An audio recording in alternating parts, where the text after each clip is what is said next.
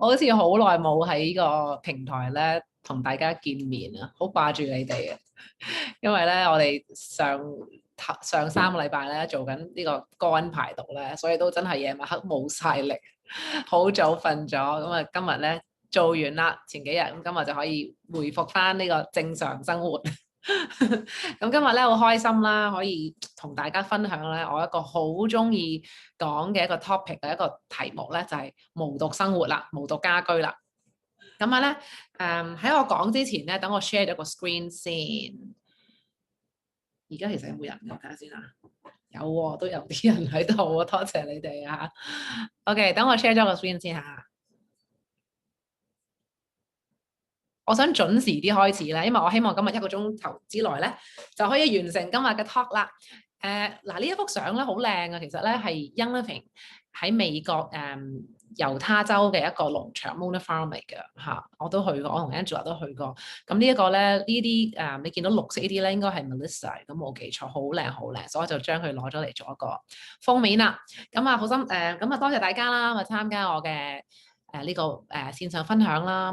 咁喺我開始之前咧，等我就做一個嘅聲明先。OK，咁今次我分享咧係提供嘅資料咧，純粹係個人意見同分享啦，係僅供教育用途同埋參考之用嘅，就唔係醫學意見嚟嘅。咁所以如果你有一啲關於健康啦或者疾病上嘅查詢咧，你就可以同一啲懂得精油啦或者接受自然療法嘅家庭醫生或者專業嘅醫務人員咧去聯絡喎。OK，Hello，大家，你哋好啊。好啦，咁我哋開始啦。咁我開始之前，等我介紹下我自己先啦。咁我係 Adeline。咁咧呢個係我全家福嚟嘅，咁有我老公啦，我兩個女啦。咁啊，我記得咧12年前啊，我大女今年12歲啦嘛。12年前咧，我就記得咧，我喺個婦產科醫生個 office 度啦，我就望住我肚裏邊大女嗰個超聲波嗰幅相，嗰個景象啊，我就同自己講啦，哇！我上天咧俾咗我呢個咁即係咁嘅寶貝咧，我一定要將最好嘅嘢都俾晒佢。咁咧就哇，咁我就即係未出世之前咧，我已經計劃晒我要買啲乜嘢啊，要點樣去即係湊佢啊咁樣啦，咩都要最好啦。咁但係冇諗到咧，阿女出世之後咧，我哋慢慢咧就發現咧，原來佢個身體咧係好過敏嘅，尤其是佢氣管啊。咁啊去到2、3歲嗰陣時開始咧，差唔多晚晚咧個鼻都係塞到咧瞓唔到覺嘅，好慘，喊到不得了。咁我同佢當然啦係一樣啦，因為我要陪佢噶嘛，係咪？我要照顧佢，咁所以我同佢咧都係冇得瞓嘅。咁啊試過好多好多嘅方法啦，但係咧其實佢都冇乜特別好轉嘅。咁啊大家知道啦，如果氣管敏感嘅人咧係有一個特徵嘅，就係咧佢哋係好易病嘅，翻風落雨啦，轉天氣啦，隔離嘅同學仔打個乞嗤咧，佢都可以咧中招嘅喎，咁一翻嚟就病啦。咁嗰陣時咧，其實佢每個月咧都會發燒嘅，係啦，有時咧就少則1個星期好，耐則2個禮拜都唔好嘅，係即係嗰陣時對我嚟講係好折磨嘅。咁啊餵佢食藥啦，又係好慘啦，佢係好即係佢係一個好 strong will 嘅小朋友嚟，佢話唔食就唔食㗎啦。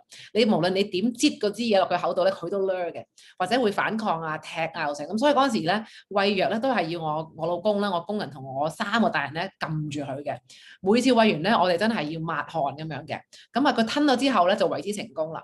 咁你知啲藥㗎啦，係4個鐘一次㗎嘛。咁所以嗰陣時嘅生活咧，我係長期咧係處於係一個高壓嘅狀態，成日就話，成日都諗，哇唔知佢幾時病咧？咦，差唔多咯。咁啊個個月都係咁樣定時定候，連我啲學校家長都已經知道㗎啦。咁啊，我記得有一次咧，佢又係咁樣氣管問題啦，咳得好緊要啦，又發高燒啊嘛，我哋入醫院嗰次。咁咧我就記得咧，我就喊晒啦，已經咁耐啦，即係點解仲係咁咧？即係好灰心啊，覺得。咁嗰一次就好特別啦，個醫生咧就同我講，佢話阿林太話其實咧，即係再咁落去咧都無補於事嘅。佢話你其實咧就即係可以嘅話咧，你真係要搞好佢個身體嘅。當時我望住佢，我嗰一刻好似有啲即係恍然大悟啦。咩話？我即係咁即係呢幾年為佢做嘅嘢，乜唔係幫緊佢咩？你而家同我講咁樣落去唔係辦法，要搞好佢身體，即係點咧？咁啊長話短説啦，咁我就做咗好多 research 翻去，就發現原來我真係要搞好佢個身體嘅喎，係個免疫系統啊。咁慢慢開始咧，我就從呢個自然療法開始入手啦。咁啊自此之後咧，我就即係其實我個方向咧就改變咗啦，亦都係因為咁樣咧，上天好好啦，就令到我咧，讓我咧認識精油。咁啊，仲要唔係啲隨隨便便喺 shopping mall 買到個精油喎，而係頂級精油啦。我可以話係全世界最好嘅精油，即係所以我今日先可以坐喺度同大家分享。咁我希望咧，我今日嘅分享咧可以幫到你哋啦，亦都可以俾到你哋一啲嘅新嘅諗法啦。係啦，咁好啦，咁我哋可以開始啦噃。我今日其實個喉嚨咧有啲唔係幾好，所以等一陣如果我要食喉糖咧，大家唔好介意啊。OK，嗱，我相信咧冇人咧係會明知道啲產品有毒，對身體有害，都會專登去食用啊，或者去用呢啲產品嘅，係咪？唔知大家咧對無毒生活呢個概念咧有幾認識啊？或者有冇人咧係會話擔心屋企人啊或者自己咧係會被一啲嘅毒物去污染咧？嗱，由甲醛啦，呢個氫基苯甲酸酯啦、氫苯二甲酸鹽啦、丙二醇啦、礦物油啦、三氯生啦、SLS、SLES，去到人造香料啊，其實咧我哋無時無刻咧都係被一啲嘅化學物咧包圍住嘅。去到牙膏啦，係咪？我哋每日都會用啦，搽身啦或者搽面嘅一啲嘅 cream 啦。洗頭水啦，日日都會用係咪？無論我哋屋企人又好，我哋自己都好啦。家居清潔用品、止汗劑，甚至咧扮靚靚，令到我哋好靚嘅化妝品喎。而呢啲咧化學物咧係對我哋咧有好深遠嘅影響嘅，對我哋有害嘅，係啦。但係我哋係日日都會用到喎。咁不如大家估下啊，我哋平均每一位嘅女性咧，每一日咧係會搽幾多種嘅化學物喺我哋嘅身上咧？大家估下，不如53種、145種，淨係515種咧？大家會唔會估下想？我記得嗰陣時我就諗，B 一定係 B 啦，145種，因為已經好多。但係個答案咧，原來係515種。根據英國最新嘅一項研究咧，女人啊嚇，因為女人特別中意搽多嘢噶嘛。其實我哋平均咧係會擺515種嘅 chemicals 喺我哋身體上嘅，而大部分咧都係喺早餐之前已經搽咗噶啦噃，因為我哋要翻工啦，要準備一日啦，已經搽晒上身噶啦。咁啊，而呢啲嘅chemicals 咧，呢啲嘅化學物質咧，其實係會影響我哋嘅乜嘢咧？會影響我哋嘅荷爾蒙啦，我哋嘅生殖能力啦，即係會生 BB 嘅要注意啦，影響我哋嘅學習能力喎，我哋嘅認知啊。我哋嘅專注力啊、學習啊，影響我哋嘅皮膚健康啦，甚至乎咧我哋嘅細胞健康喎。咁所以你話點解咁多人有 cancer 咧？同埋你知唔知道咧？呢啲嘅化學物咧係會喺我哋懷孕嘅時候咧，通過個臍帶啊，我哋嗰個臍帶咧，或者我哋餵母乳嘅時候咧，去傳到去俾 BB 嘅噃。咁其實咧已經有唔少嘅研究發現啦，呢啲有害嘅化學物咧，包括一啲叫做會干擾內分泌嘅物質咧，係可以喺新生嬰兒嘅臍帶血裏邊揾到嘅。連啲母乳咧如果你攞去驗咧，都會驗到呢啲咁恐怖嘅化學物質嘅喎。你諗下我哋個 BB 係幾咁細粒、幾咁脆弱，大家都哇開住佢啊，哇咩都要消毒啊，咩都要點啊。但係原來喺媽媽身體裏邊傳授俾佢嘅嘢咧係有毒嘅噃。而已經好多研究咧，都已經發現咗啦。嗱，咁其實呢啲咁恐怖嘅物質啦，我見到有啲人話好恐怖啊，好恐怖啊。係啊，其實呢咁恐怖物質好多咧，都係叫做 endocrine disruptor 嘅噃。係啦，內分泌干擾物或者環境荷爾蒙，我大家有冇聽過啊？咁呢啲咁嘅物質咧，一旦入咗我哋身體度咧，佢就會扮落一啲嘅 estrogen，即係一啲嘅雌激素啦。係啦，扮落雌激素，扮荷爾蒙。咁你諗下啦，我哋嘅身體自己其實係會生產呢啲嘅激素啊、荷爾蒙啊，去即係做好多嘅工作噶嘛，係咪？咁如果呢啲嘢入到去我身體度，走去扮佢哋嘅話，係咪好混亂啊？搞到我哋嘅身體咧係會嚴重咧搞亂我哋嘅內分泌系統啦。大家應該要知道咧，內分泌系統咧係會分泌激素，係咪？亦都係即係荷爾蒙啦，去調節我哋身體各種嘅活動嘅，唔係淨係講緊女人嘢嘅。即係荷爾蒙咧係嘅分泌咧係調節我哋成個身體嘅運作嘅。咁由於呢個內分泌系統咧嘅調節啊嘅調控嘅機制咧係好複雜、好奇妙嘅。咁所以咧可以影響內分泌系統嘅呢啲嘅環境荷爾蒙咧，可以造成嘅一啲嘅效應咧，亦都係好難預測嘅，即係唔係話啊，原來呢啲嘢入咗我身體就會咁樣㗎啦。其實唔係，其實我哋好多嘢都係唔知嘅嚇，可能要等到10年、20年再做多啲 study 咧，先發覺哇，原來係咁多嘅影響嘅噃。咁樣咧根據呢一個 Endocrine Society 啦，叫內分泌學會嘅説法咧，佢話咧好多啲嘅神經傳遞物質啊，例如多巴胺啦，即係 dopamine 啦、serotonin 啦，呢個五羥色胺呢啲嘢咧，都係對內分泌干擾物咧好 sensitive、好敏感嘅。就算咧你即係可能吸取一啲咁多入身體咧，小劑量嘅內分泌干擾物咧，都會對呢啲我哋嘅人體呢個內分泌系統好 sensitive 啦，都會造成嚴重嘅破壞咯。咁所以如果你仲未聽過呢一個 endocrine disruptor 或者環境荷爾蒙呢個字眼咧，麻煩你真係 Google 下啦，你即係 check 下究竟係咩嚟。因為我哋即係個個都有小朋友啦，好多人都或者有屋企人啊，即係都應該要即係起碼自己知道咁樣咯。嗱，呢一度咧就係一啲常見嘅化學有害物啦。咁我相信大家咧都可以影低呢一個呢個圖啦，然後睇下你自己屋企咧嘅產品會唔會有呢啲嘅成分咯。咁我哋睇下有冇啲嘢係你屋企有嘅先嗱。咁第一個我哋好快講啊嚇，第一個就叫 parabens 啦。咁中文其實我覺得好難讀嘅。嗱，呢一個係咩嚟嘅咧？其實係一個化學嘅防腐劑。咁好多時咧，你會喺一啲嘅cream 啦、面霜啦、精華素啦、清潔劑啦、洗衣液啦、沐浴露啦、粉底啦，基本上咧係乜都有佢嘅，係啦。咁其實佢個名好長嘅，係可能係成紮太空文。最尾就係咩 parabens 咩 parabens 咁樣，係啦，咁佢係做一個防腐工作嘅。咁但係其實咧研究已經顯示咗咧，其實佢係一個內分泌干擾物嚟嘅，一個 endocrine disruptor。佢係會俾血管吸收咗之後咧，影響我哋嘅荷爾蒙系統啦，同埋咧係同乳癌有關嘅噃。咁之前有啲研究發現咧，一啲乳癌病患者咧，佢哋切除咗嗰個預防之後咧，係會驗到呢一啲嘅物質喺裏邊嘅。咁第二個啦就 phthalates 就係叫塑化劑。咁樣咧佢係常見於一啲嘅指甲油啦、洗面嘅洗面乳啦、沖涼嘅嘢啊、乳液啊，其實咧都係包羅萬有噶啦，塑化劑亦都唔係大家陌生嘅嘢啦。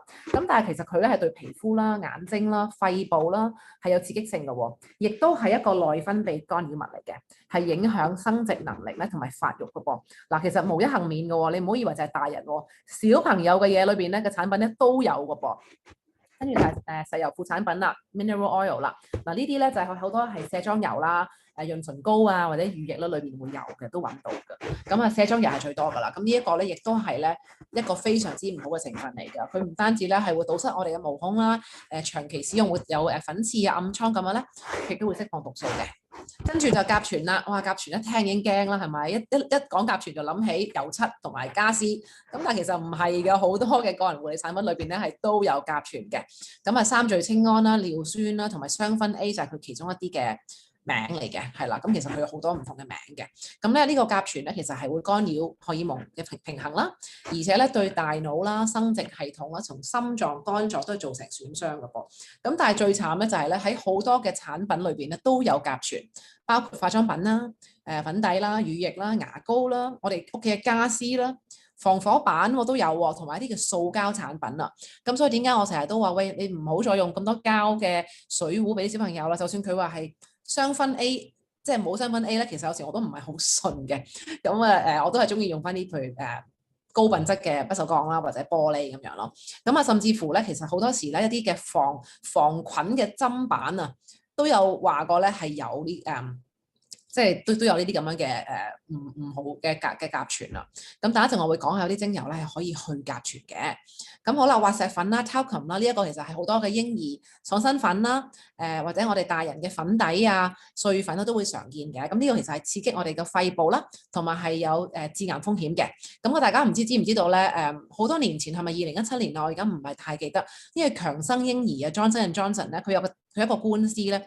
就係話佢個 baby powder 啊，令到咧係致癌嘅，應該係 ovary cancer 咁樣啦嚇。咁嗰陣時就告得入啊，仲賠咗好多一個驚人嘅數字。咁所以如果你屋企仲用緊 baby powder 咧，你真係唔好再用啦。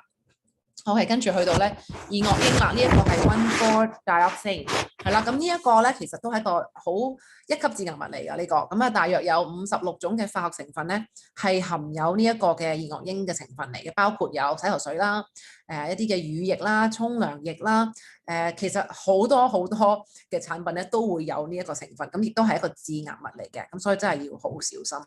咁跟住呢一個啦，叫 hydroquinone 啊，呢個對苯二酚咧，呢一個係好多愛美嘅女士咧，就會可能會認識佢啦。咁我以前咧後生嗰陣時啦，好中意咧皮膚好白淨咁樣，覺得美白咧就一白遮三醜。咁而家知道其實係唔使一定要用化學嘢都可以美白到啦。咁所以嗰陣時咧，我會買好多產品咧係會添加咗呢個成分嘅。咁你即係坊間一啲嘅美白乳液啊、精華面膜咧，都係會添加呢個 hydroquinone 啦，係 for 佢一個去干擾黑色素細胞形成嘅一個成分嚟嘅。但係咧，原來咧已經有好多嘅研究發現咧，佢係一個致癌物嚟嘅，亦都會咧，如果長期使用咧，係會嚴重咧去令到皮膚咧去容易發紅啦、灼熱啦。令皮膚變色啦，同埋咧用到皮膚好薄嘅，咁呢一個咧其實係 FDA 咧已經列為咗一個潛在嘅致癌物嚟，咁大家真係要留意啦。咁跟住啦 propylene glycol 啦，呢個丙二醇啦，亦都係一個非常之唔好嘅成分嚟嘅。好多時咧就係會有一啲其實洗頭水啊、或護髮素啊、cream 啊或者一啲嘅嬰兒濕紙巾裏邊都會揾到嘅。咁佢係一個石油嘅副產品啦，係用作維持一個水潤度嘅。咁咧其實長期使用咧，佢係會令到啲幼兒尤其是啦，好容易產生皮膚發炎啊、蕁麻疹啊，唔知點解會敏感喎。有時啲人問：哎呀，唔知點解會生嘢啊？咁其實除咗你話係食物敏感啊點啊，其實都要留意下平時用嘅一啲嘅產品咯。咁跟住到 triclosan 啦、三氯生啦，呢一個應該大家唔會陌生啦啩，係咪？咁呢個就係常見於一啲嘅抗菌嘅一啲嘅乳液啦，牙膏啦、洗手液、搓手液啦。其實而家好多時啲人話：哇，洗手洗到隻手爛啊！好多時嗰啲產品咧係除咗有呢個嘅 alcohol 啦，即係酒精成分咧，有可能都係有呢個三氯生嘅。咁其實三氯生咧喺好多國家，喺歐盟啦同埋美國咧都已經喺某啲產品度 ban 咗㗎啦。但係好搞笑就係咧，佢 ban 唔晒喎，仍然有產品咧係有 triclosan 嘅。咁點解會 ban 佢咧？因為佢發現咧，原來咧佢係一個內分泌干擾物嚟嘅，係破壞我哋生殖系統嘅正常發育啦，同埋咧係對環境有害嘅。咁我其實上個禮拜 check 過咧，原來仲有啲產品係允許係加呢個 triclosan 嘅，只不過就唔係牙膏啦。咁原來即係大家刷咗牙膏好多10年啦，即係原來好多時咧係已經食咗唔少嘅三氯生㗎啦。咁呢個係要注意啦。咁最後一個啦，就係 SLS 同 SLES 啊，呢個係一個介面活性劑，佢係一個化學嘅起泡劑嚟嘅。咁就係任何屋企嘅嘢咧係會起泡嘅咧，包括牙膏啦、洗潔精啦、洗手液啦，呢啲咧洗頭水咧都係一定有添加 SLS 同埋 SLES 㗎啦。咁咧佢咧其實係呢一個咧係一個好唔好嘅成分嚟嘅，一個好 cheap 嘅起泡劑。咁咧你長期使用咧，其實就會越用越乾。咁呢個其實之前消委會都有報道過嘅。咁同埋咧係會減低皮膚嘅抵抗力，形成敏感嘅噃。好多時啲人話：哎呀，點解成日洗碗咧，洗到隻手主婦手啊，起濕疹啊，其實都係拜呢一個成分所致嘅。咁大家咧可以睇下，即係咧你屋企咧嘅產品咧會唔會有呢啲嘅唔好嘅成分啦？咁唔知大家有冇發現咧？而家係越嚟越多人咧出現皮膚嘅問題啦、皮膚炎啦、唔知點解出疹啦、濕疹啦，同埋越嚟越多人咧有過敏喎，無論係氣管過敏啦或者皮膚過敏喎。小朋友咧就缺乏專注力啦，腦部發展有啲問題啦，過度活躍好多，即係多到咧係你已經變成一個好似一個 norm 咁啊，即係好似好正常咁啊嚇，即係隨時即係好似 7-11咁啊，梗有一個喺左右嘅。咁啊又有自閉症嘅小朋友啦，一啲同埋有啲人咧有時會有啲莫名嘅痛症啊，身體發炎啦，咁癌症咧係越嚟越年輕化喎。咁我記得細個咧有癌症通常都係啲 uncle 級啊，好年紀大㗎啦。而家咧係真係10幾20幾歲小朋友都已經有啦。咁同埋小朋友越嚟越早熟啦，女仔尤其是啦，有時見到哇點解8、9歲就嚟 M 啊，或者月經好早嚟啦，胸部發育，其實男仔都係㗎，所以佢哋即係冇月經嘅咁 obvious 嘅一啲嘅症狀，但係其實佢哋都係早咗發育嘅。咁你話你估下呢啲嘢其實同呢啲化學物質係有冇關係咧？咁你知唔知道咧？其實咧市面上我哋買到嘅一啲嘅護膚品咧，係隱藏住好多有害嘅毒物嘅。市面上咧有調查發現咧，超過80%嘅護膚品啦，同埋90%嘅頭髮用品咧，都係含有毒性嘅化學成分㗎噃。例如啲美容嘅精華啦、面膜啦、潤唇膏啦、護手霜啦、染頭髮嘅染髮劑啦、噴髮膠咁樣喎。咁然後咧，大家都知道啦，皮膚咧係人體最大嘅器官嚟嘅。咁樣咧，好不幸地咧，高達60% 塗在皮膚嘅物質咧，都係會被皮膚吸收嘅噃。26秒鐘咧就直達我哋嘅血管同埋器官㗎啦，係咪好大件事啊？即係你搽嘅嘢好就話啫，但係如果你搽嘅嘢係有毒嘅咧，咁就好大件事噃。所以其實絕對咧係值得咧我哋去正視同埋關注嘅。咁尤其係咧，如果你屋企有小朋友啦，第一小朋友係冇得選擇。係咪？佢哋係冇得揀，因為媽咪話買乜，爹哋用乜，佢就用㗎啦。第二咧，佢哋因為本身佢哋小朋友個子好細粒，佢哋係細粒過我哋好多啦。咁好多器官咧，其實都未完全發育嘅，例如個腦啦嚇，好緊要啦。咁所以咧，佢哋受嘅影響咧係好深遠嘅。咁有啲專家就話啦，佢哋話其實每日用嗰啲化學物個劑量其實真係好微細嘅啫。所以大家咧唔好咁緊張，係唔會造成傷害嘅。但係其實你諗下喎，我哋每日咁樣用少少，每日少少加埋咧，其實就唔係真係咁少，係咪啊？即係佢嘅講法咧，我覺得係即係好多專家咁樣講法咧，我係唔同意，我覺得唔係好負責任嘅。咁同埋咧，如果你認為咧，所有可以入口香港或者美國或者邊度啦國家嘅產品都係經過嚴格嘅測試咧，咁啊，根據美國疾病控制預防中心 CDC 嘅數據啦，喺2030年到2011年期間咧，過度活躍症咧個病例咧係增加咗43%咗。我覺得呢個數字咧係非常之驚人嘅。咁啊，喺3到17歲嘅兒童之中咧，係大約有1/6嘅小朋友咧係患有一種咧或者多種嘅發育障礙啦，例如講緊係過度活躍症啦、自閉症咁樣嘅。嗱，呢個數字咧，我真係覺得我做 research 嗰陣時咧，我係覺得好即係好痛心㗎。同埋咧即係點解會有咁樣嘅現象咧？過度活躍症同埋自閉症係咪真係淨係先天有關咧？咁其實近期咧已經有唔少嘅研究咧係發現，原來咧喺從環境裏邊接觸到嘅毒素咧都係有關係嘅。咁啊嗱，呢個咧係有一個研究發現咧，啲專家講咧喺胎兒發育嘅過程中咧，如果係一啲好關鍵佢要即係 develop 緊一啲相關嘅一啲嘅臟腑嘅時候咧，呢個時候如果佢嘅毒素咧，可能咧都會對個小朋友嘅大腦咧同埋個身體咧造成終身嘅影響喎。而家講緊係終身嘅影響喎，唔係話可能即係6歲就冇事㗎啦，其實唔係咁樣咯。咁有會員問我咧，佢話如果個小朋友好過動啦，又冇法子專注啦，咁係咪有咩精油可以幫到佢㗎？係有精油咧可以搽咗咧，係可以即係幫到佢專注好啲啦，集中精神啲。但係咧，我自己認為咧，即係無毒生活咧，先至係最徹底咧，即係去改寫成個家庭嘅健康咯，係咪？唔知大家同唔同意咧？因為呢一個無毒生活咧，其實係一個生活嘅態度。而 Esther 話聽得唔清楚啊，而家聽得清唔清楚啊？收音唔清楚啊？而家咧，其實我冇做過啲咩，我就係問下係咪有冇好啲啫？而家聽唔聽到啊？係啦，咁我繼續講啦喎嚇，冇反應就係啦，咁所以咧，其實我覺得係大家真係要正視呢個問題啦。咁跟住講完頭先小朋友嘅專注嗰啲嘢啦，咁跟住就講啦。咁美國癌症協會亦都表示啦，淨係有5到10% 嘅癌症病例咧係嚟自基因嘅缺陷嘅，係啦。咁意思即係話咧，大部分啦，即係90幾個%以上嘅癌症病例咧係唔關我哋基因事嘅噃，而係咧外來嘅因素引起嘅。OK 係嘛？係啦。咁所以咧，你會問下，其實會唔會同我哋每日接觸嘅嘢有關係啊，或者我哋食嘅嘢有關係啊？好多添加劑啊，好多化學物啊咁樣喎。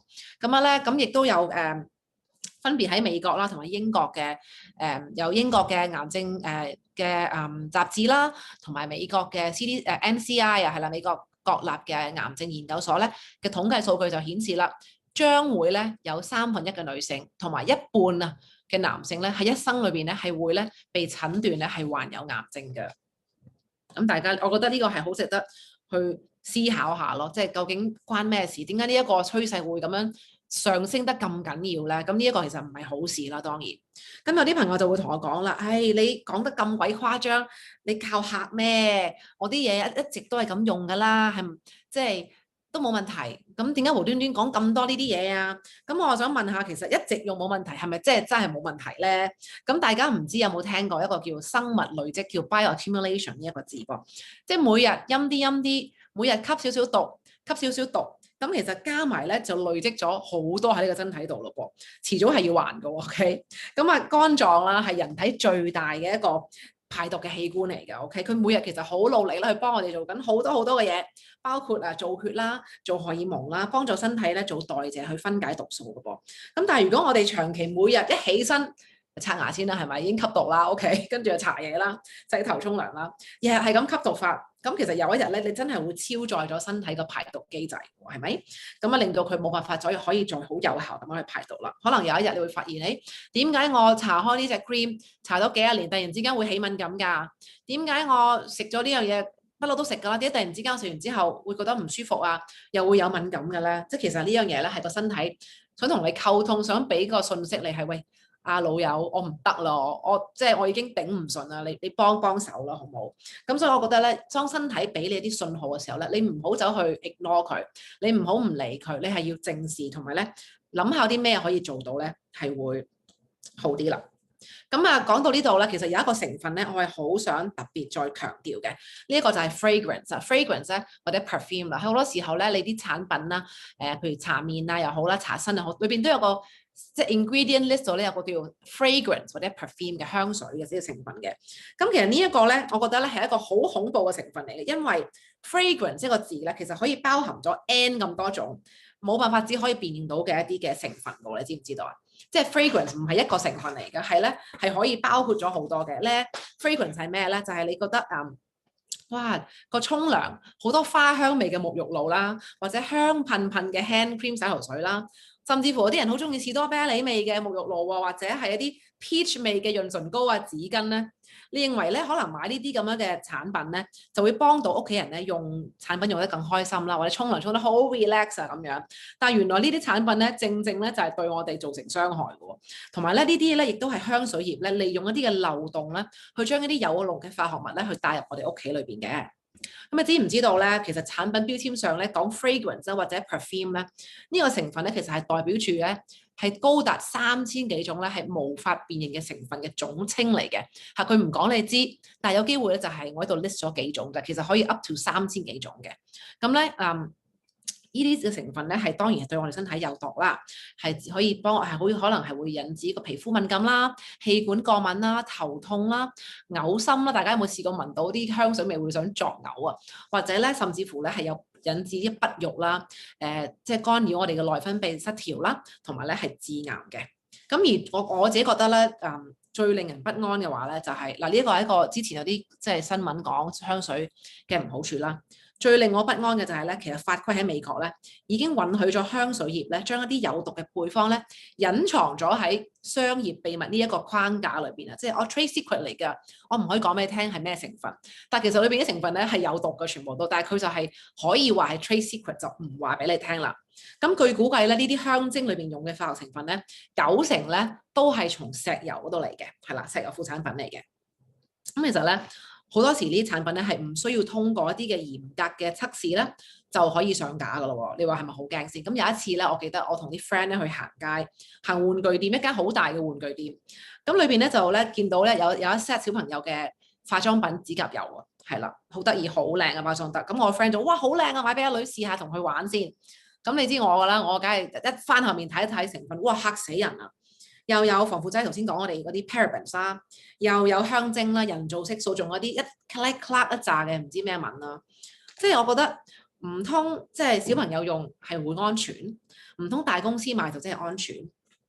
我覺得咧，其實即係作為一個消費者咧，隱藏喺產品裏邊嘅 chemicals 咧，係唔需要通過咧嚴格嘅測試就可以上架啦。所以你有冇諗過咧？即係佢唔使點做啲咩 testing 㗎？你有冇諗過其實我哋咧先至係真正嘅白老鼠？我哋係俾人哋 test on 啦，而家嚇有啲咩事咧係我哋賴嘢咯。OK，咁所以即係當我咁樣諗嘅時候咧，真係會發覺真係自己要做好小心啦。咁所以咧，我奉勸大家咧，真係唔好咧淨係去盲目相信廣告講嘅嘢啦，唔好淨係相信包裝講嘅嘢啦，同埋咧邊個明星代言人用咧就係咪一定好咧？其實我哋自己真係要咧去睇標籤。係啦，去做 research 嘅。同埋大部分嘅 sales 咧，其實你會發現咧，當你問多少少咧，其實佢係唔識答你嘅。佢哋對產品係通常一知半解嘅啫，佢哋就係想 sell 嘢俾你嘅啫。咁你可以選擇照單全收啦，或者你可以自行去即係去審閱呢一個產品嘅標籤啦，做好一個有水準嘅一個消費者係咪啊？咁聽完之後咧，你可能會覺得，唉，好灰啫，係咪啊？你講到咁，又癌症，又干擾內分泌咁樣，好恐怖喎，係咪？咁其實真係幾恐怖嘅。如果唔係，我都唔會同大家分享啦。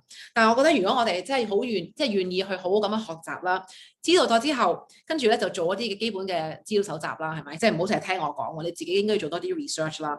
同埋我覺得最緊要咧就係同屋企人分享，原來有啲咁樣嘅事喎，大家即係都要有個 awareness 啦，都要有個意識知道咧，原來係。即係坊間係有咁多呢啲嘅陷阱嘅喎，咁如果你願意一起咧，同你屋企人咧去勇敢去改變生活習慣啦，去 ditch and switch，咁樣咧其實你係絕對可以守護到你屋企人嘅健康嘅。咁咩叫 ditch and switch 咧？我成日都講嘅 ditch 即係抌啦，抌咗啲有害有毒嘅嘢係啦，唔好話哎呀我用埋先啦，因為你諗下嗰啲係有毒，你係咪仲要吸埋啲毒你先抌啊？係啦，抌咗去，然後就 switch 即係去轉去一啲。天然啦，係唔單止係天然，係而對你身體有益嘅產品咯。我唔知咁樣大家覺得 make sense 咧？我呢個 suggestion 係啦，咁所以大家係唔需要話好灰咁樣嘅。咁話俾大家聽個好消息咯，我相信即係喺度聽得我講嘢嘅會員啦，都會知道啦。其實咧，坊間咧係有一啲好真心關愛人健康嘅一啲公司嚟嘅，咁提供唔單止係好天然啦，而且咧係唔會含有任何嘅化學成分啦，亦都係對人體有益嘅產品嘅。咁而公司透明度好高啦，亦都唔會對消費者咧有任何嘅隱瞞嘅，係啦。咁我諗大家都知道我講緊邊間公司啦，係咪？咁其實我12年前咧生第一個女嘅時候咧，就已經好了解到無毒生活嘅重要性嘅。咁我試過好多唔同嘅牌子啦，有好啦，有唔好啦，有啲明明咧又話自己天然啦，點知一睇深入啲咧，原來啲都唔天然嘅，嚇死我！咁喺我尋尋覓覓嘅過程之中咧，就好感恩咧，即係俾我揾到一間值得我信賴啦，同埋咧係越用越愛嘅公司喎。咁呢間公司啦係 Young Living 啦，咁佢產品其實唔單止係純天然嘅，同埋高品質之外咧，就連公司嘅文化同埋理念咧，我都好欣賞嘅。咁所以8年前咧，我就發現咗呢間公司之後啦，佢一直咧就用到而家啦，係啦，仲係咧越用越愛嘅。我相信咧，在同我聽緊嘅朋友咧，可能咧都會有我咁嘅同感啦，係咪？咁 Young Living 咧係美國公司啦，已經有26年嘅歷史啦。目前咧全球咧係有600幾萬嘅活躍會員嘅噃。咁喺全球咧係最大嘅精油公司啦，出產住全球頂級嘅精油，係世界精油嘅領導者嚟嘅。咁然後咧頭先我講緊即係創辦人嘅理念咧，亦都好跟我好相同啦。佢就係希望咧可以將大自然嘅生命力量啦、高品質嘅精油咧去帶到全世界家家戶戶度嘅，同埋咧係啟發人咧去追求健康、身心靈嘅富足咁樣嘅。咁當年8年前嘅我啦，真係可以話咧係一試愛上，即係我好少咧係用嘢咧可以用咁耐，係越用越愛嘅，係啦。咁同埋咧係好深深體會到咧精油咧係真係通往天然無毒生活嘅橋梁咯。咁大家唔知唔知道啦，其實自古以嚟咧，精油同埋植物嘅精華咧一直咧都係同人類嘅歷史咧聯繫喺一齊嘅。一直以嚟咧，人類咧都係好會大量咁樣去研究植物啦，點樣可以抽取植物裏邊嘅一啲嘅分子啊，或者咩成分咧去製造一個藥物喎，咁樣嘅。咁所以咧，好多人都認為咧，精油咧其實咧係而家醫學研究咧缺少嘅一環嚟嘅。咁有啲人咧就會問啦，喺你講咗咁耐，咁即係咩叫精油啊？咁其實我自己咧就會話，精油咧其實係大自然咧送俾人類嘅一個禮物嚟㗎。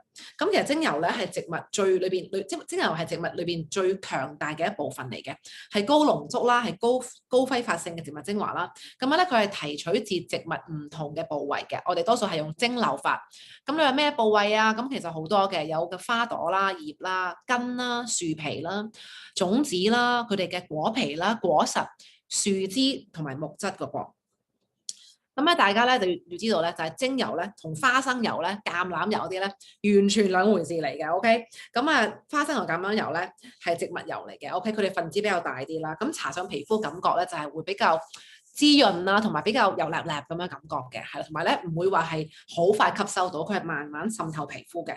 咁相反啦，精油個分子係好細、好細、好微細嘅，一啲都唔會油膩膩嘅。咁佢滲透能力係好高啦。其實你搽上皮膚度咧，真係秒速咧就啜一聲吸咗落皮膚底層噶啦。咁同埋精油嘅化學成分咧係非常之複雜嘅噃，一種嘅植物精油咧係可以咧由80幾種到300幾種嘅獨一無二嘅天然化學分子去組合成嘅，咁而令到唔同嘅植物有唔同嘅功效咧，正正咧就係靠呢啲嘅化學分子啦。咁啊，精油咧喺人類嗰度咧係可以好無負擔咁樣咧，去支持到我哋身體唔同嘅系統嘅噃。咁啊，例如我哋嘅循環系統啦，我哋嘅呼吸系統啦、骨骼系統啦、消化系統啦、神經系統啦、肌肉系統啦、內分泌系統咧，同埋泌尿系統嘅喎，係咪好犀利咧？咁不過咧，可唔可以將一啲有療效咁寶貴嘅天然化學分子去提取出嚟咧？其實呢一個咧就係好取決於精油生產商嘅技術啦，唔係個個做到嘅，因為咧真係一門藝術嚟嘅，係好高學問嘅。咁啊，精油嘅好處係好廣泛啦。嗱，我呢度其實寫唔晒，我係真係寫少少俾大家睇下咁樣嘅，就係可以好天然咧，好無負擔咁樣去支持住我哋嘅身心靈健康嘅。咁等一陣咧，我會講多少少嘅呢一度。咁啊，其實精油咧唔係啲咩新嘢，唔係而家話啲咩新興嘅新玩意嚟嘅。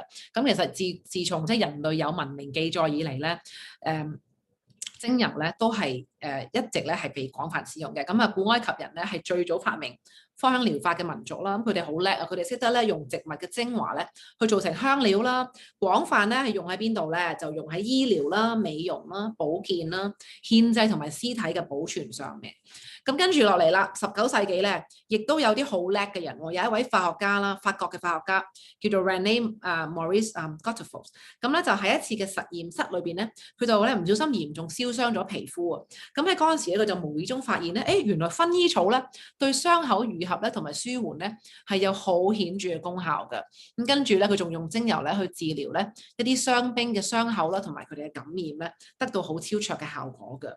咁喺第二次世界大戰嘅期間咧，有一位法國嘅軍醫啦，叫 Jean Bonnat 啦，咁咧佢就用精油咧去幫助傷兵治療佢哋嘅傷口咧，同埋咧情緒上嘅一啲嘅創傷。呢啲打仗其實都好陰功噶嘛，咁佢就用精油咧去幫佢哋嘅身心靈咧去得到康復啦。咁咧佢就有好超卓嘅效果啦。咁打完仗之後咧，佢就成為咧法國皇室御用嘅芳香治療師，有幾犀利啊！跟住咧仲寫咗一本叫做 Aromatherapy 嘅書喎。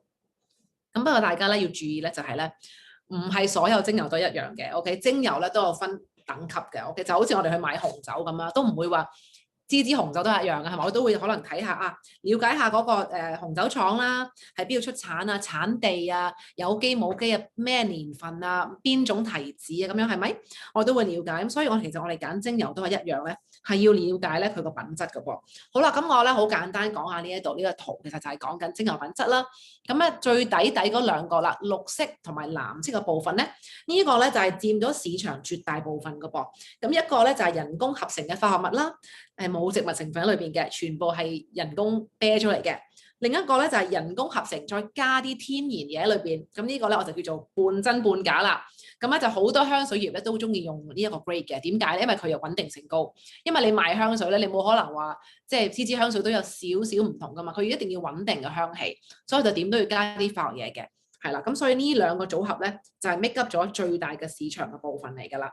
咁但係咧，我係唔建議大家去使用呢兩個 grade 嘅香水嘅。點解咧？因為頭先講過啦 ，fragrance 即係 perfume 係對身體唔好噶嘛，係咪？頭先已經講過啦，有好 N 咁多種化學成分喺裏邊咧，亦都係會致癌嘅，最嚴重。OK， 咁雖然你可能你買呢啲嘅咁低劣嘅即係嘅平嘅品質嘅精油咧，佢可能個樽都會寫係高級精油或者純天然精油。所以大家咧係真係要好小心，即係要做好你嘅功課啦，要知道精油生產商係邊個啦咁。咁同埋呢啲咁樣嘅香精咧，其實好多時咧係會添加喺皮膚護理產品啦、洗頭水啊、護髮素啊、cream 啊咁樣嘅。咁所以當你見到個產品標籤裏邊咧寫有精油成分啦、有薰衣草啊、有茶樹咧，你就千祈唔好太興奮，因為咧好可能咧佢都係人工合成嘅香精嚟嘅啫。咁亦都係點解有啲人咧用完之後話：哎呀，我用完呢個薰衣草洗頭水過敏喎，薰衣草唔啱我㗎。咁咧就我有啲會員都會咁同我講，我唔用得薰衣草，咁問多少少就發覺原來係咁。咁有啲人咧就會即係認定咗自己係唔用得呢個精油㗎啦。咁其實係咧就好冤枉，就其實係因為個精油品質就係太差啦。咁我自己個味咧，我個鼻啊，其實咧係對氣味咧係好敏感嘅。咁喺香港咧好多購物商場啦或者酒店啦，佢都好中意噴一啲嘅香精啦，即係令到個酒店可能個氣氛好啲啊。咁但係咧每一次我聞到咧，我都會覺得好唔舒服嘅，頭暈啦、頭痛啦，嚴重咧我會想作嘔咁樣嘅。咁其實呢一個我覺得都係我身體嘅一個自我保護機制嚟嘅。咁大家唔知有冇試過嚇？其實呢啲香精咧，我哋聞到咧係上腦嘅，係會刺激我哋嘅中樞神經啦，刺激我哋嘅氣管啦，所以千祈咧就唔好貪平去買啦。咁跟住黃色嘅部分咧就係叫做天然有機啦嘅有認證啦，可能有時嘅啲精油有認證啦。咁但係其實呢啲有機啦，所謂其實係針對呢個耕種嘅啫，有機耕種嘅，並唔代表精油嘅品質嘅。咁喺生產過程中都係亦有機會咧係會添加啲嘅化學成分啦，同埋咧喺生產嘅過程中咧個技術咧係未去到最頂級嘅喎。頭先我哋講緊啦，你要最靚嘅精油咧，個技術係好緊要嘅。例如佢哋可能收割時辰會唔啱啦，蒸餾嘅個氣温啦，個壓力亦都未必係啱嘅噃。蒸餾嘅器皿咧會唔會係有塑膠㗎？其實都唔知嘅噃呢啲。咁咧即係好多時咧個生產商係唔會考慮呢啲嘅因素嘅嚇。咁佢出嚟嘅精油咧都係香噴噴嘅，但係咧個功效就唔會全面啦。咁亦都係咧佢可能攞到有機認證啦，因為佢係有機耕種。咁但係咧呢啲咧就唔可以咧話係頂級嘅精油嚟㗎。跟住粉紅色啦，最頂嗰度咧，咁咧呢個咧係世界上咧只有少於5% 嘅精油咧係屬於呢個等級嘅噃。咁而咧 Young Living 咧就係屬於呢個等級啦。咁我哋嘅精油嘅製作過程咧係非常之嚴謹嘅，因為咧我哋有一個叫做 Seed to Seal 嘅品質保證、品質嘅承諾。咁亦都係我哋同人哋唔同嘅地方啦。咁而呢個 Seed to Seal 咧就係比而家所謂嘅 Certified Organic 有機認證嘅精油嘅要求咧係更加高嘅噃。嗱，咁 Seed to Seal 咧係由種子啦，到培育啦，到收割啦，到蒸餾啦，到測試同埋入樽咧，每一個步驟咧都係 Young Living 自己一手包辦嘅喎。咁啊，同埋經過一個非常之嚴格嘅檢測嘅，因為咧有良好無污染嘅泥土咧，同埋個種子咧，先至可以種出好嘅植物，係咪？呢個應該同意啦，係咪？咁同埋咧，你知唔知道咧個種子係唔係非基因改造啦？係咪野生啦？其實呢一個咧都好緊要嘅，因為咧咁樣即係嘅種子種出嚟嘅植物咧，先至有生命力嘅。咁蒸餾出嚟嘅精油咧，先至有好嘅能量咯。咁同埋咧，我哋咧係絕對唔會噴灑呢一個嘅除草劑啦、殺蟲劑啦，亦都唔會用一啲基因改造嘅種子嘅噃。咁農場咧，我哋嗰啲雜草啊、野草咧，全部咧都係人手去掹嘅，就唔係用一啲嘅噴一啲嘅除草嘅藥水咁樣咯。咁再講啦，蒸餾咧其實係絕對係一門藝術嚟嘅。咁 Young Living 咧整個蒸餾過程中咧係唔會添加任何嘅添加劑啊、定香劑啊、溶劑咁樣嘅，而且用嘅器皿咧係全部都係玻璃同不鏽鋼，係唔會掂到任何嘅塑膠成分嘅。咁同埋咧，我哋會知道喺咩時候係最理想嘅時間去採收啦。咁每一種植物咧嘅時辰都係唔同嘅噃。咁點解我哋會知道呢啲咁多嘅嘢咧？咁其實因為咧，我哋係擁有咧最豐富嘅精油資料庫啦，同埋咧我哋有非常之有經驗嘅科學家團隊嘅。咁至於去到測試嘅部分啦，我哋嘅所有嘅蒸餾完嘅精油咧，都會喺初步咧喺農場做初步檢測嘅，係啦 OK 啦，就會直接送到去喺美國猶他州 Spanish Fork 度嘅實驗室啦。咁嗰度咧係擁有好多部好貴嘅儀器啦，去咧俾佢哋嗰度嘅科研團隊咧去做測試嘅噃。咁你知唔知道咧，每一樽精油去到我哋嘅手上咧，係經過幾多次嘅測試咧？估唔估到咧？20幾次、40幾次，淨係90次啊！原來係90次咯。其實我第一次聽咧係覺得好誇張。哇！使唔使 test 咁多次咧？咁 Young Living 咧就係一間即係一間要求咁高嘅公司啦。咁啊好啦，跟住我繼續講落去咧。咁其實 Young Living 咧係有自己農場嘅，呢個亦都係業界嚟講咧係絕少有嘅。咁我哋唔係淨係擁有一個農場，我哋係擁有20幾個農場噃，亦都係遍佈全球嘅。咁同埋呢啲農場咧都係歡迎所有會員嚟參觀啦。咁其實唔單止參觀咁簡單嘅，我哋咧仲可以咧去參與收割啦，或者參與種植嘅噃。所以你諗下呢間公司咧，真係透明度係高到不得了嘅。咁而我自己咧同埋好多會員咧，其實都去過佢啲農場嘅，我就去過6個農場啦，亦都有參與收割啦。咁其實我睇到咧係覺得好放心嘅，因為你知道我啲精油咧係全家人用嘅，我屋企人啦，我爹哋媽咪啦，我啲親戚朋友啦，好多 friend 都用，咁所以咧其實我係即係做咗好多 research，亦都去過睇佢哋公司啊農場啦。咁我翻嚟嘅感覺就係好放心啦，同埋令到我好感動嘅，因為咧即係我其實係冇遇過一間公司咧係要求咁多啦，透明度咁高啦，同埋係咁有愛、咁有心嘅一間公司咯。咁同埋咧，頭先我所講啦，即係講過咁多工序咧，生產一瓶頂級精油咧，真係一啲都唔簡單嘅。咁大家要知道咧，即係高品質精油咧個生產咧量係好少啦，但係工序好多嘅喎。咁啊，俾我舉個例子啦。咁啊，生產一瓶5毫升嘅玫瑰精油啦，係要由22磅嘅玫瑰花瓣咧蒸餾而成嘅噃。係基本上係一間我諗10200尺嘅房咧，由地下去到天花板咁多嘅花瓣喎。係啦，即係其實咧一樽嘅玫瑰精油咧係有52打嘅玫瑰咁多嘅，係咪好浪漫咧？咁跟住咧講緊啦，檸檬精油啦，一瓶15毫升嘅純檸檬精油咧係由75個有機嘅檸檬皮冷壓而成嘅。咁啊去到薄荷啦，一瓶15毫升嘅薄荷精油咧係由1磅薄荷葉蒸餾而成嘅喎，啲薄荷葉好輕嘅，1磅係好多好多好多薄荷葉，咁所以係咪真係即係好濃縮咯？一瓶嘅精油，跟住茉莉花啦，一個好名貴嘅茉莉花嘅精油啦，10磅茉莉花嘅花瓣咧，先至可以做到一瓶5毫升嘅茉莉精油喎。咁同埋呢啲花咧係要喺日出之前咧，人手收割咧，先至係最好嘅，所以係有即係好多好多嘅人力物力㗎。咁可能你話啦，咁啊點解有啲精油又咁平價可以？咁其實咧，我可以講嘅就係話咧，你睇個圖都知啦。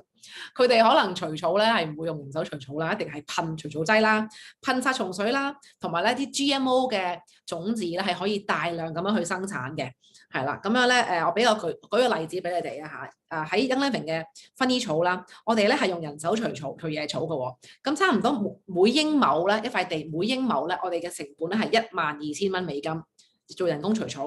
咁但係業界嚟講咧，每一畝咧，佢哋除草咧，佢哋嗰個成本咧係60蚊美金嘅啫。咁呢一個講緊係12000蚊同埋60蚊美金嘅對比喎，係咪好大先？嚇咁 Young Living 其實就係即係會好捨得去花呢啲嘅成本落去做一啲高品質嘅精油咯。嚇咁同埋我哋嘅精油咧係 first distillation，即係淨係蒸餾一次就入咗就會就 OK 㗎啦，就唔會話好似一啲嘅商人咧係會不停咁樣蒸完又蒸，蒸完又蒸，即係揸乾揸淨咧為止嘅。因為咁樣咧，其實係會好影響嗰個精油嗰個品質嘅。係啦，好啦，咁但係咁啊嚇，呢度講緊就係嗰個即係好多化學嘢啦，加咗坊間嘅精油咁平嗰啲又講緊。咁但係其實咧，Young Living 嘅一瓶精油咧都幾襟用嘅喎嚇，15ml 咧其實裏邊咧係有250到300滴啦，就睇下個精油有幾結啦，越結咧個滴數就可能會比較少啲咁樣。然後5ml 嘅精油咧，其實都有成80幾到100滴嘅喎。咁你諗下，如果每日用即係2-3滴啦，其實一樽精油咧都用到一段時間㗎。咁同埋咧，當你打開精油個樽咧，大家唔知唔知啊嚇？佢有2個窿窿㗎。咁精油咧其實就唔係喺中間嗰個大窿窿出嘅，佢係喺側邊嗰個好細嘅窿窿嗰度咧出嚟嘅。咁中間嗰個咧就叫一個即係回氣窿啊，排氣窿嚟嘅，係啦。咁所以如果你倒精油咧，你唔想嘥咧，你就即係瞄準喺嗰個細窿窿倒出嚟咁樣咯。咁同埋精油咧好多用法嘅，咁我好簡單講下，精油係有3個主要用法嘅。第一個咧就係叫做吸入法啦。咁呢一個就係好顧名思義啦，就係用個鼻去聞佢啦。咁呢個吸入法咧可以幫到我哋嘅呼吸系統啦，同埋我哋嘅神經系統嘅。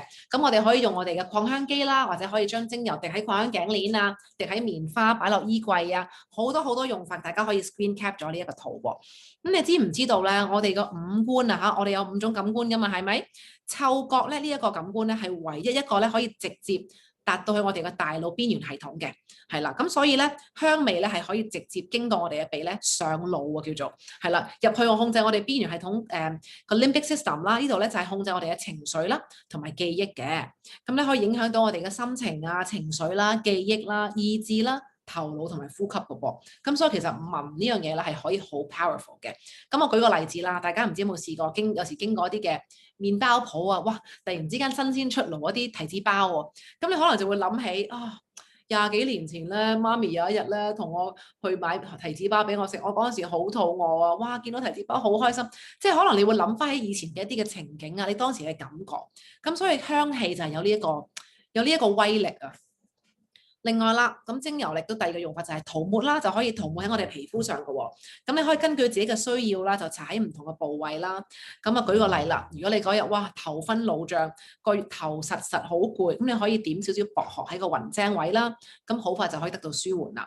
或者你可以話可以話皮膚即係呢排唔係幾好啊，成日戴口罩爆瘡咁樣啦。咁你又可以搽下薰衣草啊、茶樹啊，或者虎背巴啲喺啲點喺啲暗瘡嘅位置嗰度啦，幫佢舒緩啦。咁或者如果你想放鬆心情啦，做完一日嘢好攰咧，亦都可以咧將精油咧加落呢個植物油嗰度咧，做身體嘅按摩咧，好舒服嘅噃。咁由於精油咧係充滿住生命力啦，同埋係好高濃度嘅植物精華嚟嘅，可以幫助我哋身體排毒啦，同埋平衡我哋嘅身體嘅。咁所以咧，為咗減少呢個排毒即係嘅反應嘅出現啦，喺我哋用精油嘅時候，特別係一啲嘅初用者啊，我就建議大家咧係一定要咧去稀釋佢嘅。咁咧就用 Young Living 呢一個 V6呢一個植物嘅基底油咧去稀釋嘅。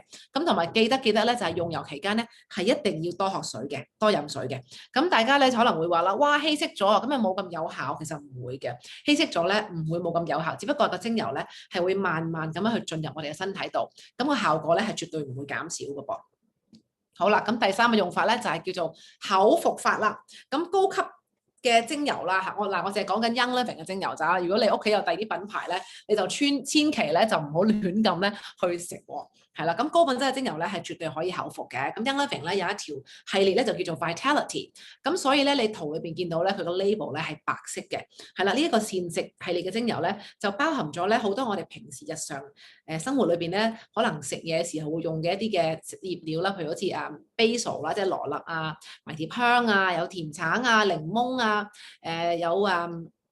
有 grapefruit 啦，即係西柚啦，有好多唔同嘅一啲嘅精油咧，都係可以口服嘅。咁我自己咧就好喜歡咧，就會加1至2滴嘅檸檬精油啦，喺水裏邊飲嘅。咁呢個咧係可以抗氧化啦，又可以清肝啦。咁有時我焗蛋糕㗎嘛先算啦，我就會中意咧加啲嘅甜橙精油咧，去提升佢個味道嘅。咁其實法國人咧用精油咧就係比較主張咧口服精油嘅。咁但係其他嘅派系例如英式咧，英國人咧就好抗拒嘅。咁但係唔講你唔知喎，喺法國咧其實咧好多啲嘅醫護人員咧，佢哋都係會有精油嘅知識嘅，即係叫芳香療法嘅知識。咁同埋醫生咧亦都會咧處方一啲嘅精油嘅膠囊咧，去俾佢哋嘅病人嘅噃。咁唔知你知唔知咧？法國人口服精油膠囊咧係一啲好普遍同好普通嘅事嚟嘅，即係絕對咧係唔需要驚訝嘅。咁而我哋 Young Living 咧 Gary Young 即係調配嘅精油咧，亦都嘅用法咧係會比較貼近法式嘅芳療嘅，係啦。咁但係當然咧都有集合到其他唔同嘅派別嘅。咁咧 Young Living 咧係深信咧精油咧係我哋日常家居嘅一個好幫手啦，就唔係一定要話哇要讀晒芳療嘅人咧先可以用得嘅。咁咧精油化學家啦 Dr. Coley 咧，佢曾經講過，好多人咧就非常之抗拒口服精油，但係佢哋唔了解嘅就係咧，其實我哋平時日常一啲嘅食物裏邊咧，都係含有精油成分嘅，好似檸檬皮啊、橙皮啦，同埋咧，你唔知大家知唔知道咧，汽水葉啊，係購買好多嘅生果類嘅精油咧去做調味嘅。咁當然啦，佢哋嘅即係精油就梗係唔係 Young Living 嘅 quality 啦嚇，但係咧。用精油嚟調味呢樣嘢咧，係絕對唔係一啲好大件事，或者係冇人聽過嘅事嚟嘅。其實係好多嘅汽水行業咧都係會買嘅。咁另外就有時包括一啲嘅香口膠啦、薄荷香口膠啦，或者一啲嘅果汁咧，都係咧會添加精油喺裏邊嘅噃。咁大家如果想多了解關於內服精油嘅一啲嘅資料咧，就可以參考下面我啲寫咗兩本書啦，裏邊都係有講嘅，係有根有據嘅。咁有啲人就話啦，咁精油安唔安全㗎？其實 Young Living 嘅精油咧係好安全嘅。咁當然啦，係有一啲嘅守則大家需要注意嘅。有啲精油咧係會比較辛辣性嘅，例如好似丁香啊、牛至啊、百里香咧係會比較乸嘅嚇，因為佢裏邊有一啲嘅相關嘅成分叫 phenols 啦，叫酚類嘅精油咧，即係佢係一個比較有刺激性嘅。咁但係呢啲精油雖然刺激性，但係佢哋個抗菌能力咧係好強嘅。咁所以大家喺用呢啲精油嘅時候咧，一定要多加稀釋啦。同埋如果你唔知道咧，佢會唔會即係太過濃烈咧，你可以首先咧做一個 test 先，可能 test 一個細 patch 嘅喺個手裏邊嘅一個手腕裏邊嘅內側嘅位置啦，咁樣咯。咁如果你話哇唔得啊，好乸，咁你就可以搽多少少嘅 V6植物油咧去稀釋佢嘅。好啦，咁另外要注意嘅咧就係叫 photosensitive 嘅精油啦，就係一啲有光敏性嘅精油啦。通常咧就係啲生果類啦，檸檬啊、橙啊、西柚啊呢啲。嘅精油咧係有光敏性嘅，咁所以咧日頭搽佢咧佢係會比較吸光，咁所以咧就唔適合咧去用嘅日頭。咁就講緊係咪唔可以踩腳板底咁，梗係得啦，但係即係講緊唔好踩塊面度，跟住就曬太陽啦。因為好多人咧就中意用檸檬精油啦去美白皮膚啦，咁所以咧呢一個咧就可以留翻喺夜晚做嘅。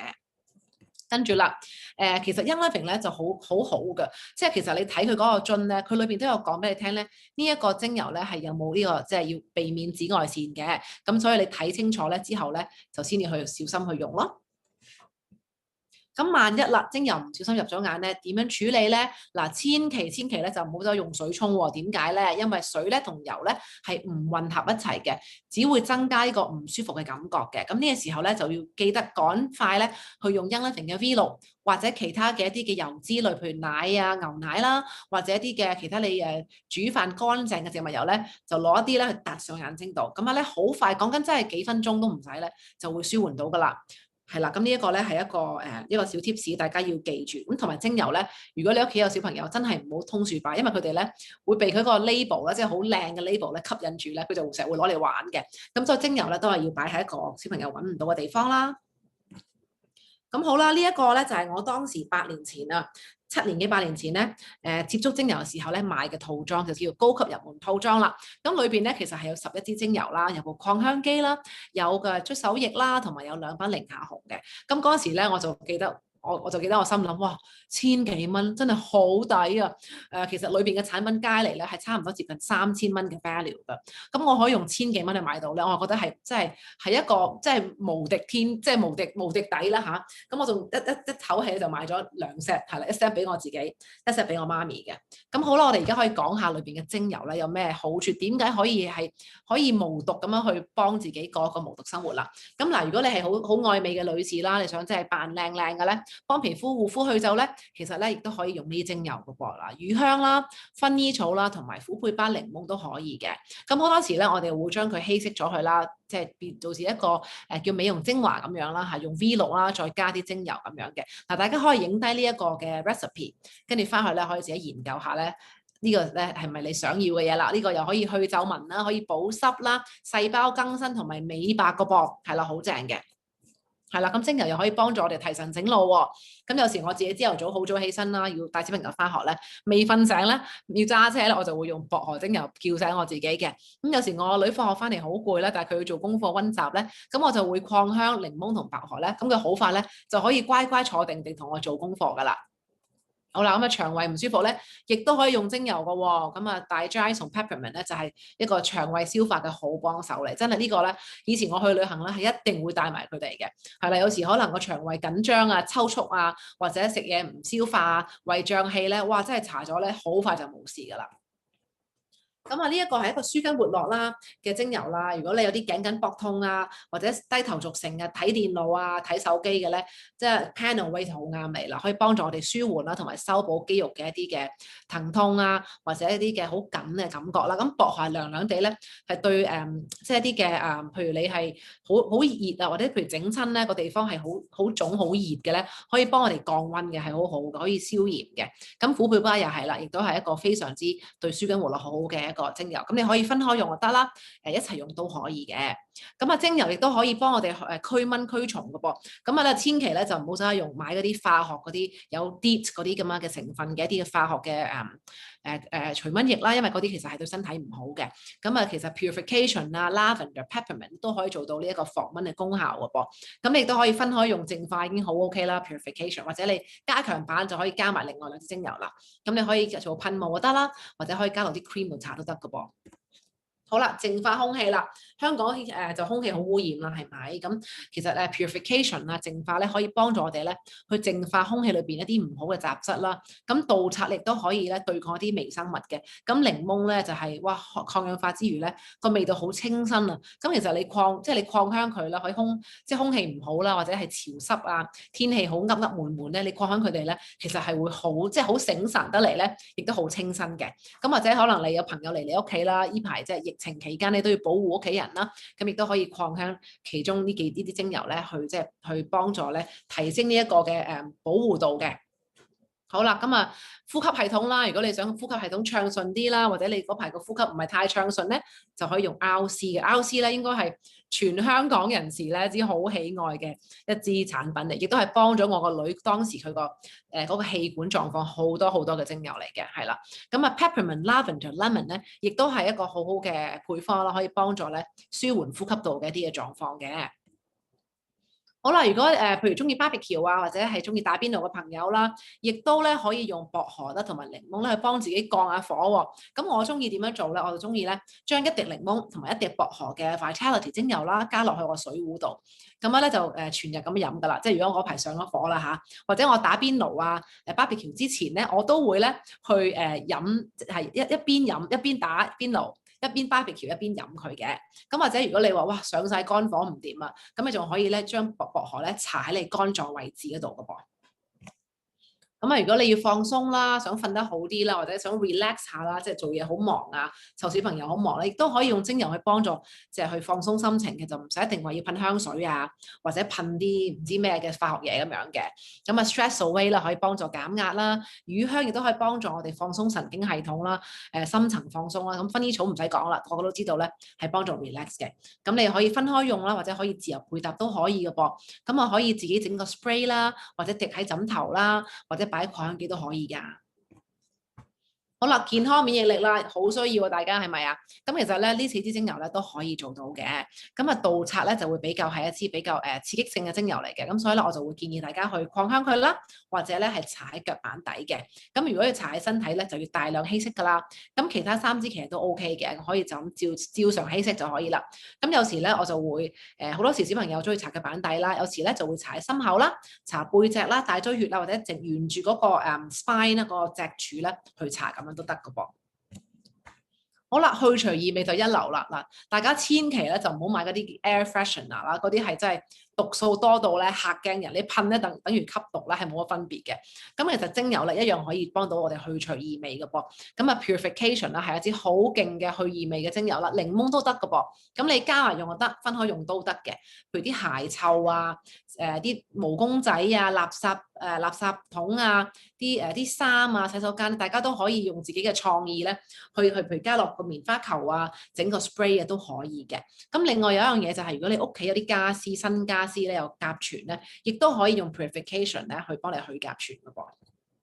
好啦，咁咧乳香咧係一支好勁，頭先講嗰對皮膚啊皺紋好好啦，但係原來佢護眼都好好嘅噃。有時我睇電腦睇得耐啦，隻眼好乾啊，好確啊，隻眼矇啊，頭赤赤啊，你都可以咧用呢一個乳香去焗眼嘅噃，係啦。咁啊其實攞一滴乳香擺喺手心。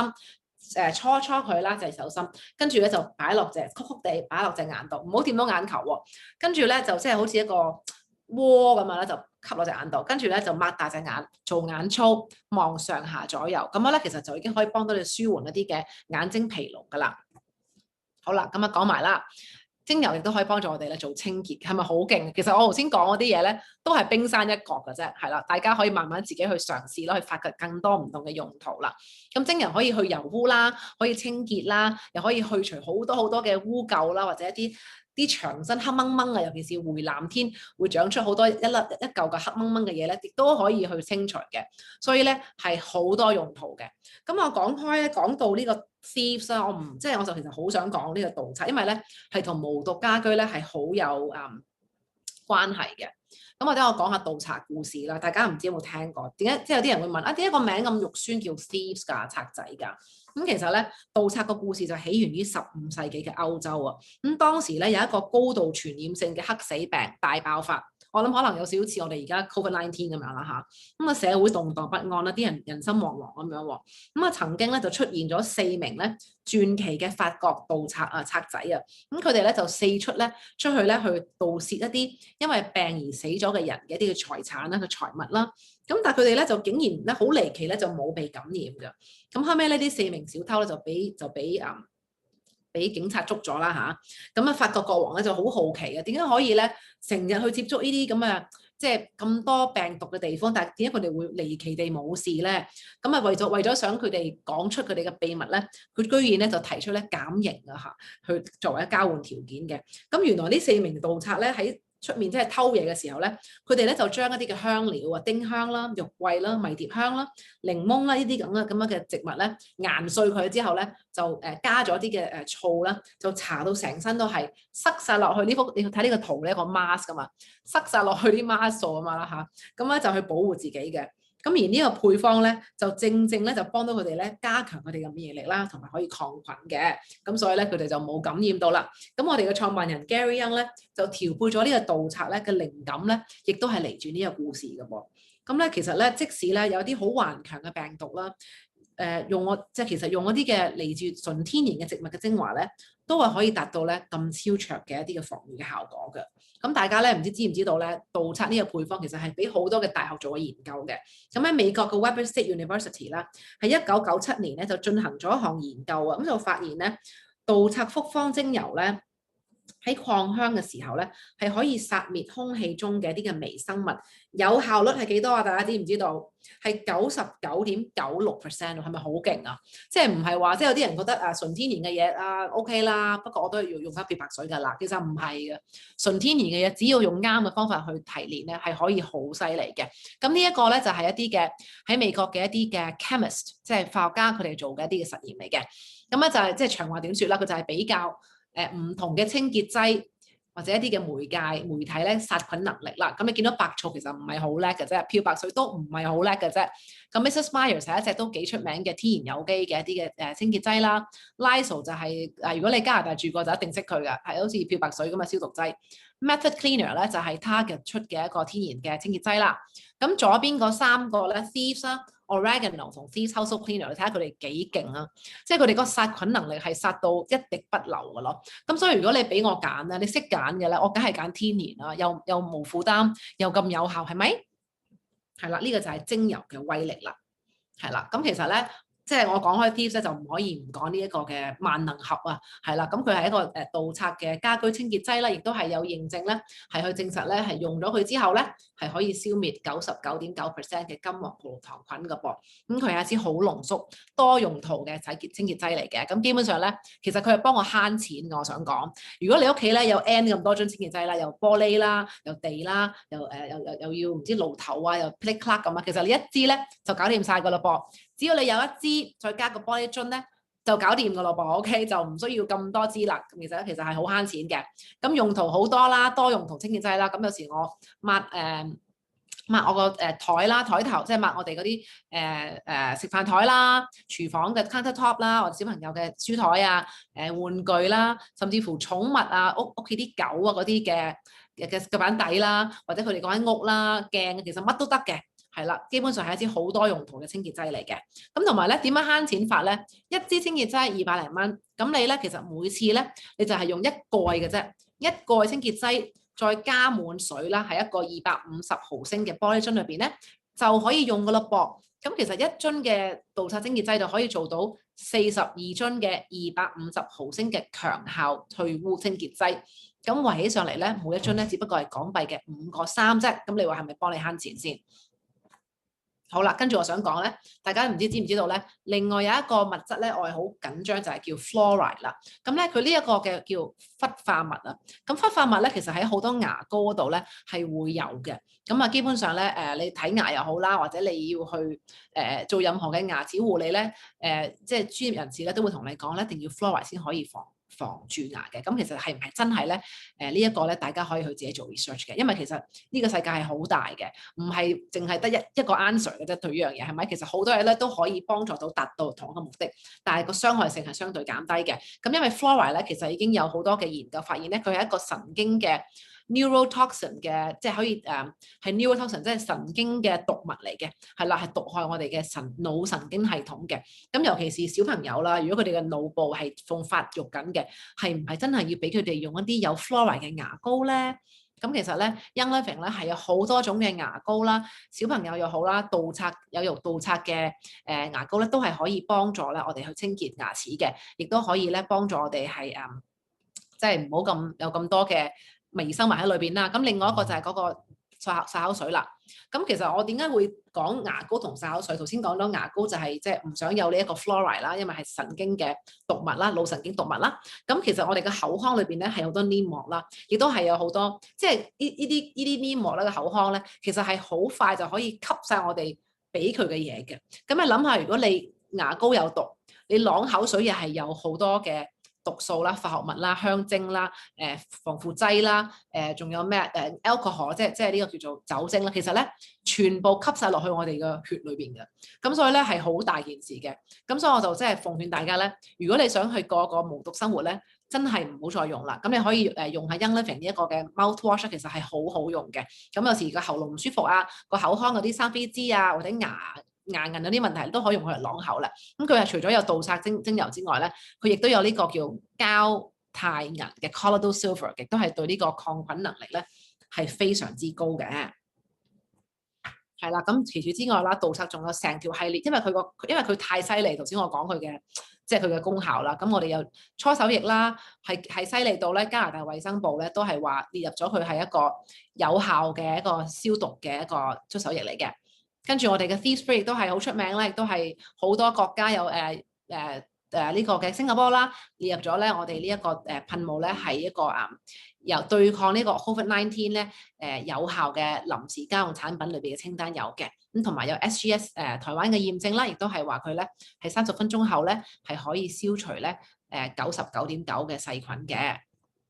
係啦，咁其實咧Young Living 咧係有好多嘅 chemical free 嘅一啲嘅產品啦，係可以覆蓋到基本上你係 skin care 啦、護膚啦、彩妝啦、身體護理啦、兒童啦、BB 啦、家居清潔啦，同埋一個舒緩壓力嘅，其實咧都可以係好無毒、好天然咧咁樣去做咯。咁啊頭先講過，其實如果我哋每日咁樣去吸咁多毒素咧，係真係影響我哋嘅，影響好深遠嘅，係造成一個永久性嘅 damage 嘅。咁所以咧即係大家咧係就要去注意下啦。咁咧我又想同大家講下咧，介紹一個咧一個方法咧係可以好平咧咁樣去買產品嘅。咁本身你即係買咗入門套裝之後咧，已經做咗會員啦。咁以後買嘢咧都係有7/6折嘅優惠啦。咁但係如果你話我都想試下唔同嘅一啲嘅天然產品喎，你講完其實咧，如果你參加埋呢一個基本獎勵計劃咧，就可以儲分添嘅。咁咧就可以幫到你咧更加慳錢啦。咁呢個計劃咧，其實係每個月咧就係買最少50 PV 咧就已經可以參加㗎啦。咁同埋咧就唔係話要綁死你幾耐㗎，因為我其實自己咧係好怕即係直銷公司咧要綁我。逼我個月買嘢嘅，其實咧好憎嘅。咁但係 Young Living 咧係真係好，即係我覺得佢好 generous 啊，好慷慨。其實咧就唔會逼你買嘢嘅，但係咧你可以參加呢個計劃去儲分。咁到你唔需要嘅時候啦，你就可以打電話去 cancel 咗佢。咁當然啦，你要即係攞晒啲分嚟換嘢先啦，唔係啲分就冇晒就好傻豬豬啦嘛咁樣。咁其實頭3個月你參加咧，佢就會回贈翻10% 俾你㗎啦。咁即係變相9折啦，係咪？第4個月開始到24個月咧，就係會回贈翻20% 咋。咁即係換上8折喎，我覺得係其實好即係好筍咯，好正咯。咁25個月以上，好似我咁樣用咗8年啦就嚟，我而家咧就係儲緊25% 嘅分嘅。咁我上個月咧先啱啱換完，差唔多成2000幾蚊，價值2000幾蚊嘅貨啊，係唔使錢嘅，當然係用分換嘅，所以係好正嘅。咁如果你可以維持到每個月咧都係有100 PV 嘅消費咧。咁 Young Living 咧仲會額外俾你一啲叫忠誠嘅禮物 loyalty gift， 咁樣就係一啲嘅精油嚟嘅。咁其實咧收到係好開心嘅，即係一啲禮物仔啦，即係個個收到都開心啦，係咪？咁同埋咧想講下咧就係當你入會啦，即係買套裝嘅時候咧，即時參加 ER 啦，其實你知唔知咧？你已經有10分㗎咯噃，係啦。咁呢10分咧可以換咩啊？就係換支牙膏咯。如果你未試過咧，就真係要試下啦，因為咧係一支天然得嚟，亦都唔會傷害你啦，但係亦好有效嘅一支牙膏嚟嘅。咁香港而家都有幾款牙膏，最新嗰支咧我好中意，就係一支 whitening 嘅，即係有美白，因為佢加咗橙精油啦，係可以幫助我哋嘅牙齒更加潔白嘅。係啦，咁其實入門套裝咧已經即係比起我8年前咧多咗好多選擇㗎啦。咁有我之前買嗰套精油套裝啦，有寧夏紅套裝啦，有一個係全 set 咧都係杜莎嘅家居清潔用品個套裝，其實我覺得係好抵嘅。咁就唔係話真係要係即係新會員先用得嘅。咁如果你譬如你有啲親戚朋友啊想試都可以介紹俾佢哋用啦。咁最近咧仲多咗一套咧係 Bloom 嘅膠原蛋白嘅嘅入門套裝啦。咁呢一套咧就遲啲可以同大家分享下，就係扮靚靚嘅，幫我哋嘅皮膚咧抗衰老啦，更加青春啦。亦都有2支精油根咁樣嘅，有薰衣草啦，同埋frankincense 嘅。咁其實咧，我想講咧，即係當我哋自己用得好嘅時候啦，我哋得益啦，都不妨咧將呢咁好嘅無毒生活咧，同身邊嘅朋友分享喎，祝福佢哋，等佢哋都知道，哇！原來我屋企咁多毒㗎喎，我都要過一個無毒嘅生活啦。咁同埋你知唔知道咧？即係當你喺 Young Living 嗰度咧，分享咁好嘅產品俾身邊嘅朋友時候咧，Young Living 咧都會俾一啲嘅 bonus 咧去多謝你㗎噃。每一次你介紹朋友買入門套裝，即係講緊頭先任何一套入門套裝啦，Young Living 咧都係會俾翻個 bonus 你嘅。咁差唔多咧，你介紹3個朋友，咁咧你自己買嗰套入門套裝咧，就已經其實 cover 晒個 cost， 唔使錢㗎啦已經。OK，咁我覺得即係如果今日你聽完我分享之後咧，你覺得啊都幾好喎，即係都識咗啲新嘅知識啦，對你有幫助咧，我都鼓勵你不妨咧都係介紹俾你身邊嘅朋友啦，即係俾佢哋知道啊，原來無毒生活咧係咁重要嘅。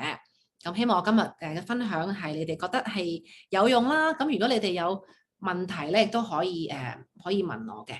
等我睇下先啊。原來有咁多 message 添，唔好意思，我頭先太專心啦。喺度 miss 咗，又係提子包，提子包係就係我老公嘅故事啊。睇下有冇問題。如果你而家未諗到問題咧，如果你有問題咧，都可以留言咧，我都會答翻你嘅。Esther 話咩啊？氟化物嗰幾個字改咗 xylitol。有時啲化學名佢哋會係咯，即係會隱藏咗喺第啲名度，咁你就唔知啦咁樣啦。學校派翻嚟嘅刷牙記錄，成日都問有冇用氟化物，搞到我唔想填。係啊，要填呢啲係私隱嚟嘅喎，要講嘅咩？同埋我去洗牙咧，有時咧，即係個姑娘都會最尾會要搽啲氟化物，要你含噶嘛，我就會唔使啦，得㗎啦。咁佢有時都唔出聲嘅，有時就會問咯，我就會你唔知啊？咩咩咩，我同佢講下咁樣啦嚇，但有時醫生喺度又唔好意思咁樣啦。